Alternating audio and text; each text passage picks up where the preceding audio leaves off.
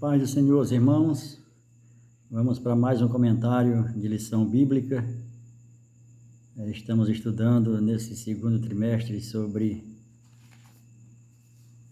as epístolas de Paulo aos Gálatas, aos Efésios e a Filemon, e vamos comentar a partir de agora a lição de número 4, que traz por título Liberto em Cristo ou Escravo da Lei. Como sempre, a lição traz 3 objetivos, né? O primeiro é aprender que Deus nos promoveu de escravo a filhos de Deus.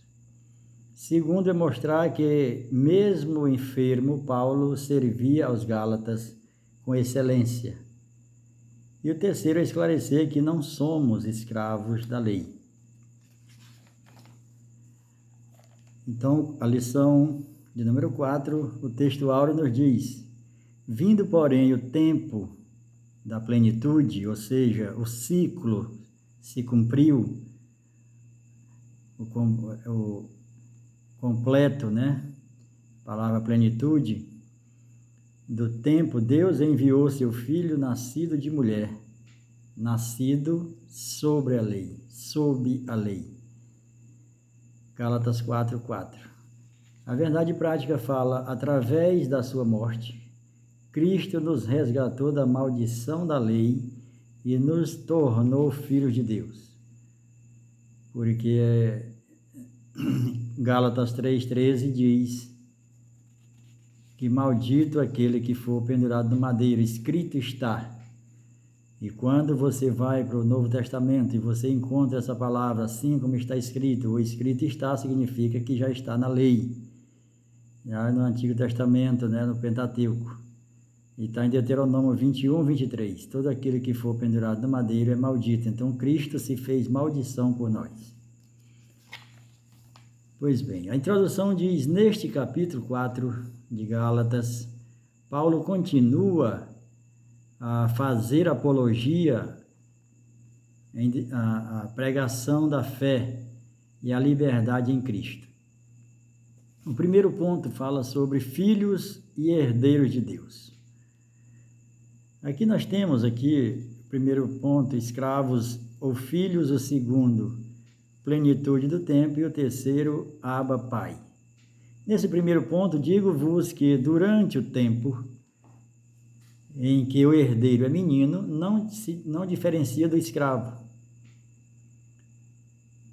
até que venha completar a idade adulta para assumir, para requerer a sua herança. Então, ao que Deus está falando acerca de Israel, acerca da igreja. Nós, como igreja, nós fomos comprados, fomos adotados como filhos, mas estamos no mundo. Então, quem olha para nós não vê diferença em termos de humanidade, né? Você vai ver diferença comportamental. Mas nós somos seres humanos, então, comparando nós com os pagãos, nós somos iguais. Nós não diferencia, nós sendo filhos de Deus, não diferencia dos pagãos, que não são filhos, são apenas criaturas. Mas vindo a plenitude do tempo, quando Jesus vier nos buscar, a palavra de Deus nos diz que assim como Ele é, nós o veremos. Então nós vamos ter um corpo transformado, um corpo glorificado e transformado como Ele. E aqui ele traz aqui uma situação jurídica romana da época acerca do tutor, da tutela. É aquela criança que é entregue para uma pessoa, para um cidadão, cuidar dele, levá-lo à escola, né? É chamado também de um curadeiro, né? Um curandeiro, né? E esse é determinado por um juiz. Um juiz estabelece que esse menor fique sob a tutela de um curandeiro para cuidar dele até que chegue à idade adulta. Pois bem, aqui no segundo ponto fala sobre plenitude do tempo, ou seja, como nós falamos, é um ciclo. E Deus, ele trabalha com ciclo de 7. Inclusive, nós estamos vivendo o 7º dia do milênio, da promessa de Deus, e estamos adentrando ao 3º dia de milênio para a volta de Cristo. Né? Sempre você vai encontrar na Bíblia acerca do 3º dia, do 7º dia, 7 semanas. Isso se fala de ciclo. Então, plenitude fala de ciclo. A plenitude é a completude, é um completo.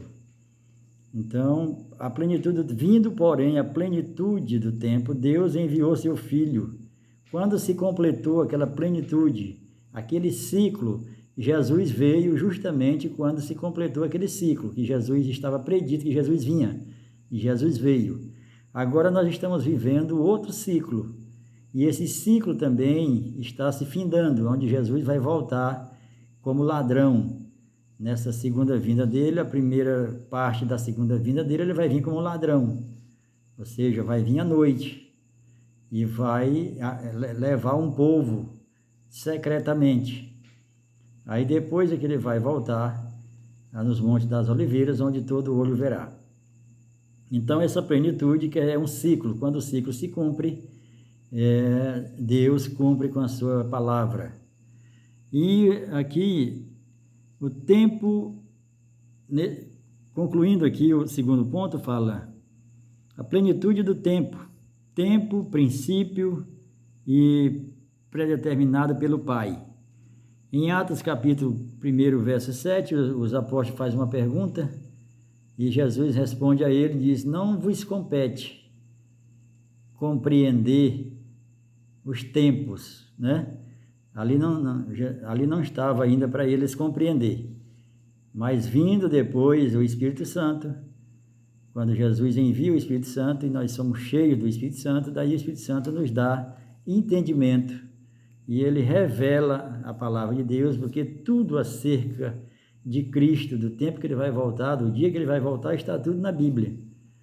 Está tudo registrado na Bíblia, só quem sabe é o Espírito Santo, e ele está revelando. E nos últimos dias ele está revelando, está abrindo mais, está sendo mais generoso, porque se aproxima aquele grande dia. O terceiro e último ponto fala: Abba, Pai. E porque vós sois filhos, enviou Deus ao nosso coração o Espírito de seu Filho que clama: Abba, Pai. Né? Essa palavra Abba, ela não tem assim um esclarecimento, né? Nós não temos ainda, vamos dizer assim, me fugiu a palavra aqui, né? Nós precisamos entender, mas ela não traz literalmente o significado. Uns diz que é paizinho, né? É uma forma carinhosa de chamar pai. Mas o fato é que o Espírito Santo, ele clama por nós, né? E aqui nós não somos mais escravos, porém filhos, e sendo filhos também herdeiro de Deus, né? Herdeiro como Cristo, irmão de Cristo, herdeiro, assim como Cristo. O segundo ponto fala em enfermidade e dor de parto. Quando Paulo ele se encontra, ele manda essa carta, ele fica sabendo que os Gálatas se desviaram do evangelho que ele pregou e começaram a voltar ao evangelho dos judaizantes, os judeus que se converteram ao evangelho, mas estavam colocando carga ainda, querendo que as pessoas seguissem a lei. E o apóstolo Paulo, que quem fundou o evangelho, quem prega o evangelho primeiro é Paulo. Essa palavra evangelho ela só aparece depois de Paulo, e Paulo, as suas cartas, elas foram escritas primeiro, antes dos evangelhos, né? E em certas situações, Paulo diz o meu evangelho, e aqui Paulo ele está sentindo novamente a dor de parto, como ele sofreu no começo, pregando o evangelho para os Gálatas, eles se converteram, agora ele está sentindo praticamente a mesma dor, está passando pelo mesmo problema, porque eles estão se desviando da sã doutrina, se desviando do primeiro amor, e Paulo está sentindo novamente. O segundo ponto fala sobre Paulo visto como inimigo. E isso é comum no meio da igreja, no meio da liderança. Quando Deus levanta uma pessoa, um homem, uma mulher, para esclarecer a sua palavra, para trazer de volta o povo para a doutrina, para o ensinamento da palavra, a gente é tido como inimigo, porque a gente discorda de muita coisa que não está na Bíblia, coisas que a pessoa está trazendo do mundo para dentro da igreja. E quando se levanta um para fazer apologia à verdadeira fé, à verdadeira doutrina, certamente essa pessoa vai sofrer, como também Paulo sofreu. Sentindo aqui o terceiro ponto, dor de parto. Paulo novamente fala, né, acerca de sentir dor de parto. Paulo, ele foi levado ao terceiro céu. Jesus mostrou a Paulo como era o arrebatamento. E agora Paulo tem esse conhecimento, mas não pode falar. E ele fala em suas cartas, né, em 1 Tessalonicenses, ele comenta algumas coisas, mas quanto mais ele fala, mais as pessoas chamam ele de doido, de louco. Então, muitos ainda se perguntam qual é o espinho da carne de Paulo, né? Chega aqui o comentarista, chega a dizer, não confirmar, mas até citando Atos 13:13, dizendo que era malária, e esse versículo não tem nenhuma luz acerca disso. Outros apontam que o espinho na carne é porque Paulo não se casou, e assim muitos falam sobre o espinho na carne, mas eu creio que o espinho na carne é que Paulo foi ao terceiro céu. Jesus mostrou coisas que era ilícito ao homem saber, e ele ficou sabendo, então ele ficou nessa situação, conhecendo tudo isso. Então esse é um espinho na carne. E o terceiro ponto, né, dor de parto. Meus filhos, por quem de novo sofro dor de parto. E aqui Paulo, ele é perceptível a firmeza com que Paulo, desde o início da carta, confronta os irmãos da Galácia. Ele escreve palavras incisivas para defender a essência do Evangelho. E aqui eu quero abrir um parênteses para falar acerca da essência, porque muitos eles se apegam à estética, e aí não se interessam pela genética, ficam só pela estética e não pela genética. E outros pela aparência e não pela essência. Como nós vimos na lição passada, muitas pessoas se convertem, mas não se convencem. E o que o Espírito Santo faz na vida do pecador, o primeiro passo é convencer. Ele convence o homem do pecado e do juízo. Depois essa pessoa se converte. E nós temos muitas pessoas que se convertem sem se convencer. E isso é um perigo, porque ele acaba ficando na estética e não na genética.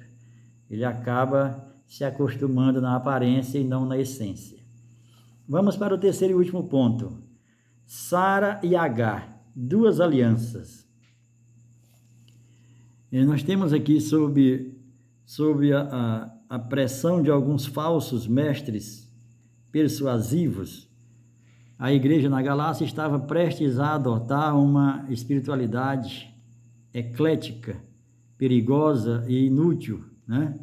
Nós sempre tivemos, ao longo da história do povo de Deus, sempre tivemos duas alianças. Nós tivemos Caim e Abel, tivemos Ismael e Isaque, e tivemos Esaú e Jacó. Então, sempre tem duas alianças.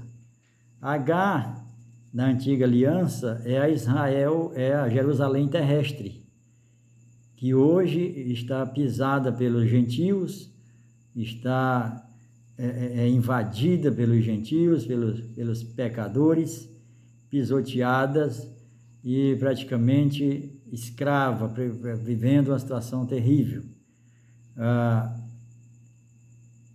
Sara é a nova aliança, é a Jerusalém Celeste. E aqui nós vimos, nesse primeiro ponto, sobre a Agar, a antiga aliança. E Paulo explica que Agar é uma escrava e Ismael, como filho da escrava, é filho da escravidão. Na cultura da época, a mulher escrava gerava filho para o seu patrão, para o seu senhor. Muito embora o seu senhor era um homem livre, mas os filhos dele eram escravos porque era filho da escrava. Assim, Abraão teve muitos filhos. Abraão teve muitos escravos porque ele tinha, no meio do seu rebanho, ele tinha essa renda que era compra e venda de escravos. E os que nasciam na sua casa era escravo dele. E ele negociava com escravos. Aí nós podemos associar isso ao evangelho, o evangelho falso, o evangelho da barganha, né? O evangelho da mentira, o evangelho da prosperidade, com sacrifícios errados, né? Tem muita gente pregando o evangelho da prosperidade, só que com sacrifício errado. Tem muita gente barganhando com Deus e mentindo, né? O próprio Samuel, capítulo 15, 22, fala que Deus não tem prazer em sacrifício, e sim em obediência. Mas nós estamos vendo aí um tipo de evangelho que as pessoas copiam muita coisa do mundo e adulteraram a oferta, adulteraram os dízimos, adulteraram o louvor, adulteraram tudo na igreja para facilitar, para tornar mais fácil para o povo, mas dificultando o caminho do céu. Então nós temos que ter cuidado para ensinar o verdadeiro evangelho. E aí o terceiro e último ponto fala: filhos da promessa. Vós, porém, irmãos, sois filhos da promessa, como Isaque. Os judaizantes se orgulhavam em afirmar que eram filhos de Abraão. Quando você vai ali para João, o Evangelho de João, capítulo 8, 32 a 44, Jesus está tendo ali um embate, está tendo ali uma discussão com os judeus, e eles dizendo que eram livres, e Jesus diz que não, que só é livre aquele que aceita o Filho de Deus, que verdadeiramente será livre. E aí ele diz: nós somos descendência de Abraão, então nós não somos escravos de ninguém. E aí ele diz que tem Abraão como pai. Jesus vai lá e fala que eles não têm Abraão como pai porque eles não obedecem a Abraão, não faz as obras de Abraão. Aí eles vão mais para frente dizendo que é filho de Deus, e ele diz também: não é filho de Deus porque vocês não me receberam, não me reconheceram, assim como está em João capítulo 1, verso 11 e 12. Jesus veio para o que era seu, para os judeus, e os judeus não receberam, e foi aberto o leque para nós, para os gentios, para os pagãos, mas tanto quantos os receberem terão o direito de serem feitos filhos de Deus.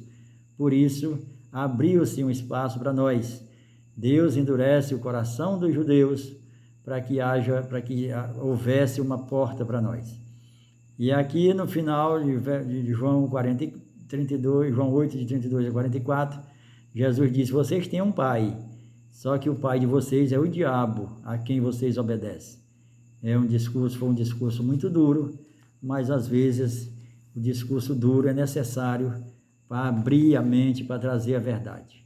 Que Deus abençoe a todos os pastores e diretores de escolas, professores e alunos, que essa aula possa, de certa forma, lhe trazer alguma ajuda, e estamos abertos a comentários e a debate para crescermos e aprendermos mais. Que Deus abençoe. Amém. Glória a Deus.